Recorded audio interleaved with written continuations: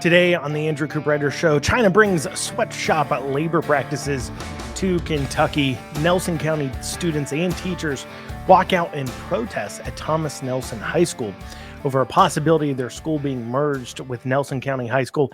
We'll go over what's going on there. Then for my podcast-only listeners, a Lexington woman who tried to stab a man, run him over with her car, crashed into a house. Then, when she decided to flee from the scene, she backed her car into a police cruiser, nearly hit several firefighters, ended up being shot by Lexington police because of the threat she was causing, then led police on a 1.5 hour police chase, ended up receiving only probation for her crimes due to a mental health break. We'll have all that and more today on the Andrew Cooperrider Show. Of course, I'm your host, Andrew Cooperrider. And to all of you watching on YouTube, Twitter, or Facebook, I know the last two episodes, we kept the entire episode on in video format. But for those of you watching on Facebook, YouTube, and Twitter, and Rumble, head on over to the podcast only format to go ahead and hear the entire episode. You want to hear that last segment. It's infuriating and fascinating at the same time. You want to hear that segment about the woman receiving only probation for trying to stab a man with a kitchen knife and a litany of other crimes. Well, you'll have to head on over and listen to this on the podcast format, which you can hear on Spotify, Apple, Amazon, Google, iHeart, Pandora, all other major podcasting platforms. Head on over there, give it a listen there. You can take it with you on the go easily.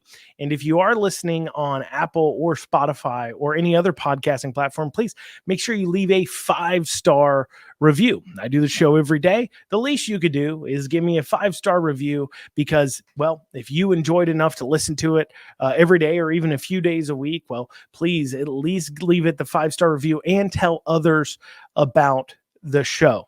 Well, without further ado, let's dig into it. So maybe you like the newest iPhone. Maybe you like wearing a new set of Nikes. Both products made through scrupulous practices in Chinese factories where children have been discovered to be working in. Yet despite this, we take some comfort in the fact that, well, while that is going on in China and while my shoes or my iPhone are cheaper because of it, at least I can feel positive about the fact that it's not happening here in the US. I mean, after all, a company would never use child labor here, right? Well, you'd be wrong. You see, Chinese company Winit, that's Win.it America, so Winit America, in Hebron, Kentucky, was recently fined for hiring an 11-year-old and a 13-year-old. Now, you may think, well, these kids must have been just used to maybe clean the toilets or mop the floors, restock the snack machines, basic tasks that no problem for really a kid to do. You could see hiring maybe an 11-year-old to help you out a few hours a week with similar tasks, but you'd be wrong. You'd be dead wrong. You see, one of these children was actually caught operating a forklift for the company. Now, I don't know how an 11-year-old passes the test to operate a forklift. I have an 11-year-old, and I barely allow him to operate a manual saw without supervision, let alone a forklift. I don't even know how you get a forklift that fits an 11-year-old. Do you tie some wooden blocks onto the pedals and give the kid some books to sit on so they can see over it? Or rather, do these types of labor practices run so rampant in other parts of the world that they actually make a forklift that a child could operate? You know, kind of like a big wheel, but a lot more dangerous and can lift 5,000 pounds. I never really thought I sheltered my child. As I said, I've got a son who's 11. I never thought I sheltered him, but I haven't given him the chance to take a spin on a forklift before. So now I'm beginning to rethink all of my choices when it has come to raising him. Have I been sheltering him? Am I coddling him too much by allowing him to go to school and you know, he competes in golf and archery instead of making him get a job, instead of getting him forklift certified? Am I holding him back by coddling him too much? My questions remain, but I do know this: next time my son complains, about, you know, life or here or food or work or something else, I'll just, instead of saying that, hey, you know, kids in Africa are starving, be more grateful, I could just say, look, kids in northern Kentucky are driving forklifts, so watch it, buddy.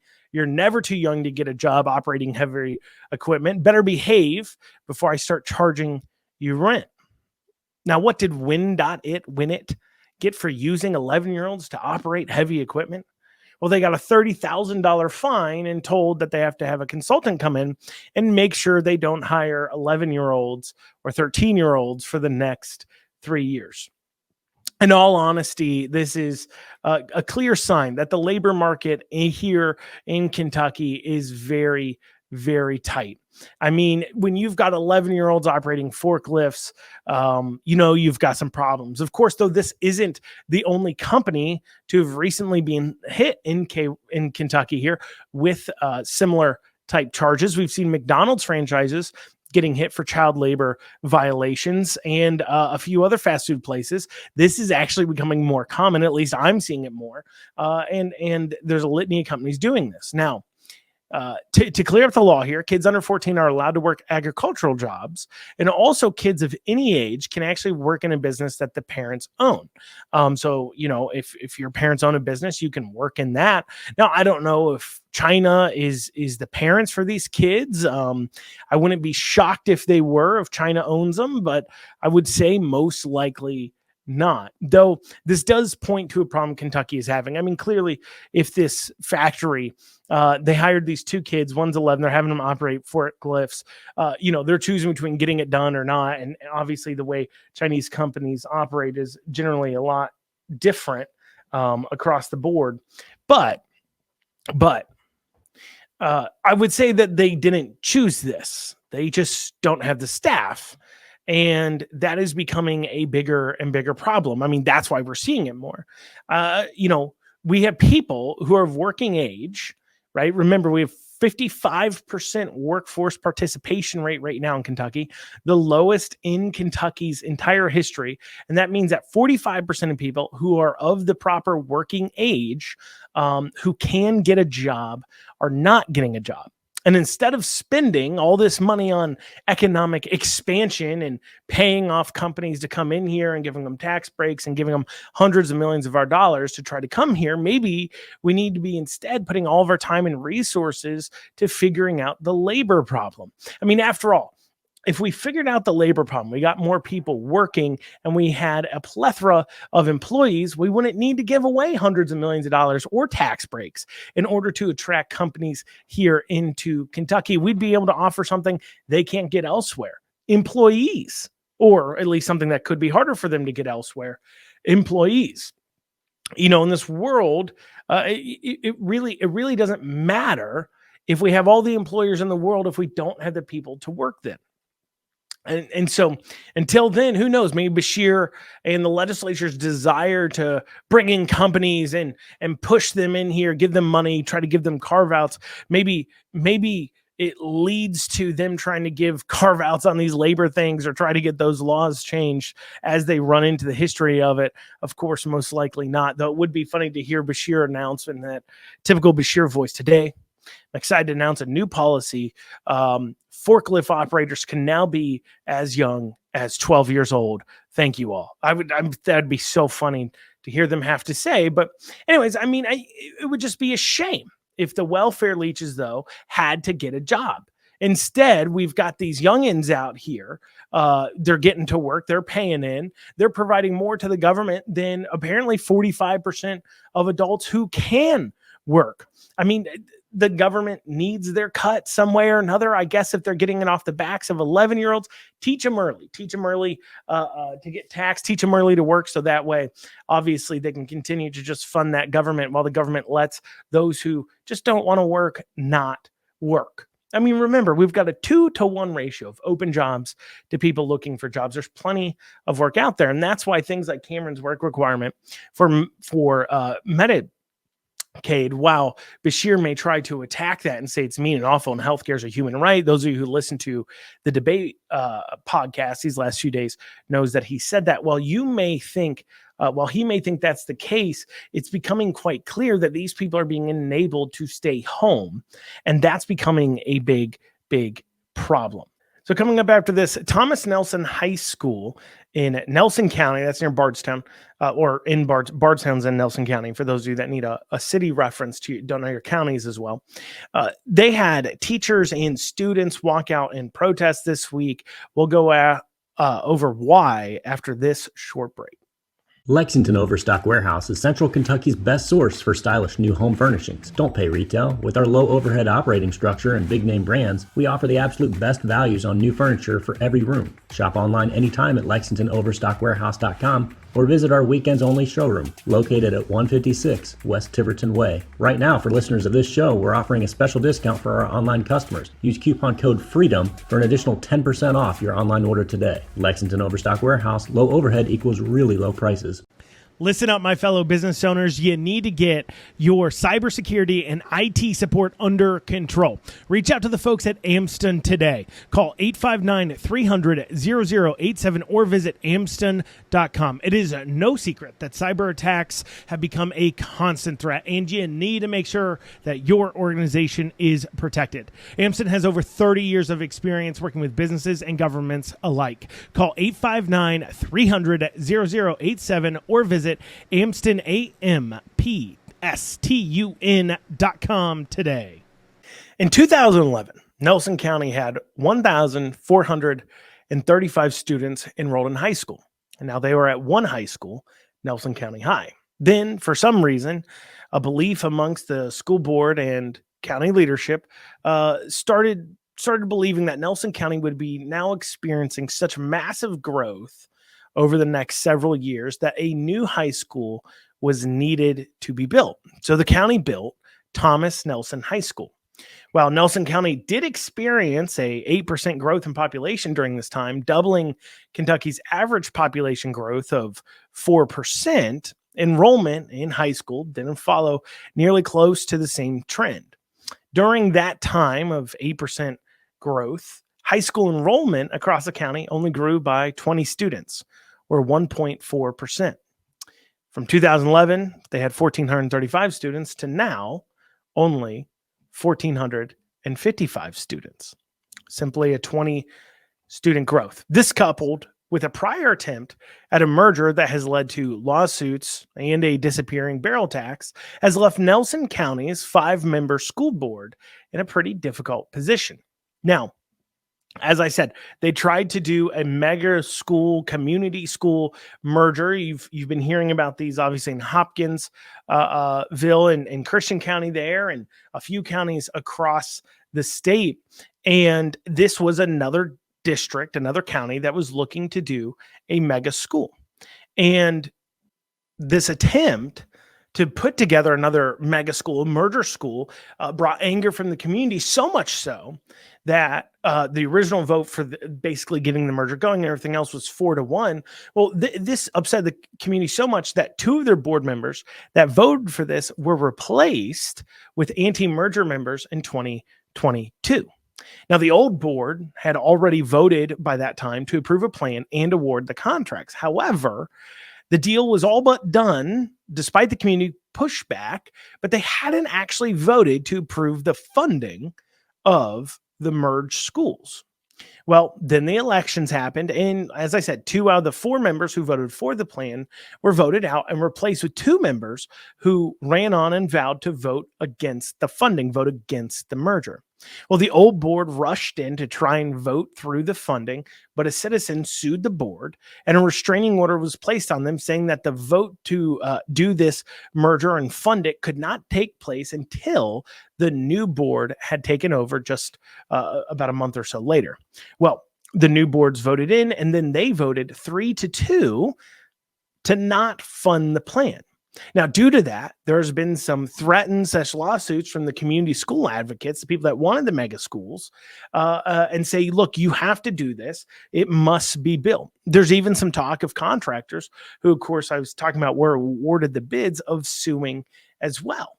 The other issue we have here is the barrel tax issue. You see, in Kentucky, historically, for quite some time, every single barrel of aging alcohol had to pay a tax to the county that they resided in. So they had to pay a barrel tax to the county per barrel that they were aging of bourbon.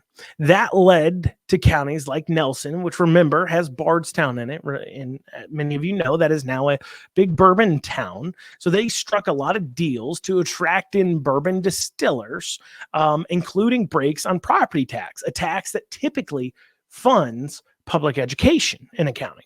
Well, in this year's session, the 2023 session, the barrel tax was voted to be removed. So now Nelson County also has to be dealing with the fact that they don't have property tax coming in from these properties because they cut deals on them. And they're also now, they cut those deals because they're saying, oh, look, we're going to be collecting this barrel tax, but now they won't be collecting that barrel tax anymore in the near future. And they're staring down the barrel of a gigantic funding problem for their schools. Well, and all throughout the county, but we're talking about the schools here, a giant funding problem for their schools. Now, it would seem that the current school board members have been put between a rock and a hard place, because if they merge, they think that if they merge the high schools, and so they take the two high schools and they merge them into one school, it could help solve a few issues. One, obviously, having one facility versus two would require less funding. They could save some money there, which could help with their funding issues into the future. And there is a slight belief that perhaps it could deal with some of the lawsuit issues if they merge, or at least that's what I'm told. They're kind of thinking that, well, if we merge these two together, perhaps these lawsuits would go away. So they say, well, you agreed to merge schools. We won't merge high school and middle schools together like we were before, but we'll just merge the high schools. We'll make the lawsuits go away, and we could go ahead and move forward with that.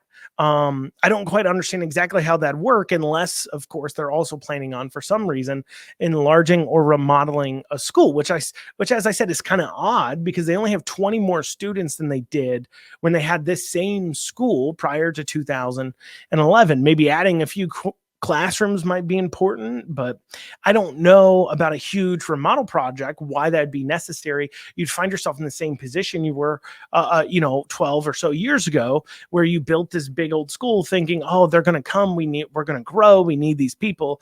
And then you don't grow. And now you've got these facilities you have to take care of. And well, you don't have the money for it.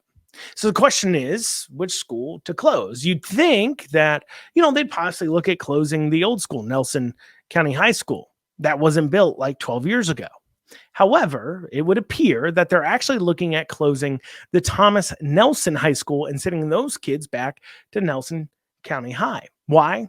Well, it might have to do with the fact that the school also owns 100 acres behind Nelson County High School. So if I understand right, and based upon what I'm told, so they're looking at closing their newest school built 10 years ago or so, sending kids back to the old school that then they're going to spend money on expanding and updating. And it just honestly looks like the school board really doesn't know what to do. I mean, they're saddled with lawsuits caused by an old board that completely ignored the people. And now you have a student and teacher protest going on at Thomas Nelson High School because they don't want that school to close. And the district is staring down the barrel once again of a funding gap. And of course, the whole reason for the school in the first place that they have to look at closing was because, well, we just have to have it. We had to put that school in place because we are definitely going to grow. Now, based on my research, both of the schools are right now below 50% capacity, if I'm not mistaken. So you don't even really need to expand the schools. If you're doubling up, just pick a school that can handle it, put them in there, sell off the old property, sell off the old building. You solved your funding gap, everything else. I understand they could be upset about the merger, but what are you going to do?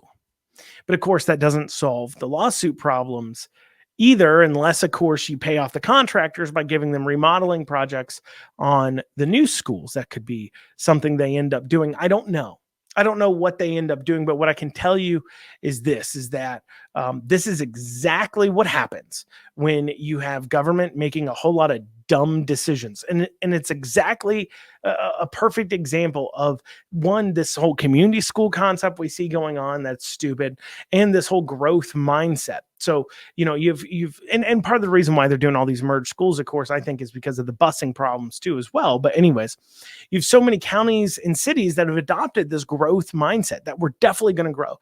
We're definitely going to bring in people. We just need to build it and they will come. Well, in Nelson County's instance and a lot of other instances around the state, you built it. They're not coming. Now what? Your entire plan relied on them to come. I mean, you can look at our state legislature and their tax plan. that is built upon an idea that if we build it, they will come. They believe that we will bring in millions of more people with this new tax plan because we'll just bring in all these employers and everything else. Well, if they don't come, what are you going to do? They didn't come. And now what? Oh, y'all, that's what we have time for the video format. Those of you listening to the podcast only format, stay with us. We're going to be covering a story here after this about a Lexington woman receiving only probation after a litany of crimes, being shot by a police officer, a whole lot of issues here. We'll be covering that. But for those of you listening on the video format, head on over to the podcast only version. iHeart, Pandora, Apple, Spotify, Amazon, Google Podcasts, all other major podcasting platforms. Head on over there, whichever one you listen on, search for The Andrew Cooperrider Show and give this episode a listen if you want to hear this last topic. For the rest of you, stay with us. We'll be back after this short break.